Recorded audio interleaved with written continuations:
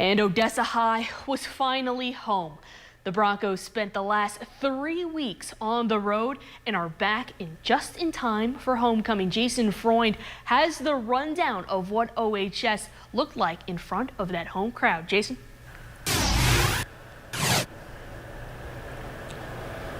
Well, thank you very much. And it was a tough start out here for Odessa High, taking on the Amarillo High Sandies, as that Amarillo High running game was doing some damage early on in this game.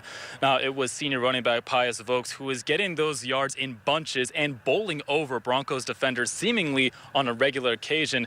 Now, turnovers were also a key factor for Odessa High as they turned the ball over quite a few times in that first half.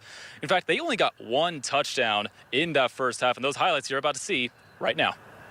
Action in Odessa today as the Odessa High Broncos look to defend their house against the visiting Amarillo High Sandies. So far, everything going right for Amarillo. Quarterback Will Flaming dumps it off to JQ Irving on a screen. He's got some blockers in front of him. One Bronco can't make the tackle. The other one gets blocked, makes a move, and he makes a trip to the end zone. Touchdown, Sandies. Another TD and a 2-point conversion makes it 15-0 Amarillo, and they're going to pour it on. Handoff goes number 10, Pius Vokes, who trips, recovers, and speeds past two Broncos defenders for another touchdown. 22-0 Sandies. But OHS is gaining a little momentum. 4th and 1 at the goal line. Can they convert? Fourth down attempt is no good. It's going to be a turnover on downs. But they're going to get another chance, and the Mikey Cota Ivan Carrion connection is on full display. A dime of a pass into the end zone for Carrion's first touchdown of the game, and he's going to let them know about it. OHS was still going to the halftime, down 22-7. Obviously, big game for Odessa High right now. Coming back from behind, how does it feel to get that huge come from behind victory? It feels good.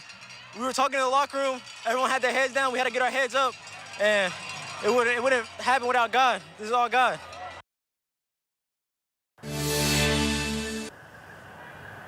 Now, Odessa High came out in that second half after halftime like a lightning storm, shocking the Sandies, outscoring them 21-7 in the third quarter. And then Amarillo would continue to try and score some touchdowns, and they would get some touchdowns, but they could not stop Jalen Warren, who caught a touchdown in the end zone and took a kickoff all the way to the house for a touchdown. That would be the score that would give Odessa High the lead. You'll hear our interview with Jalen Warren on our digital platforms.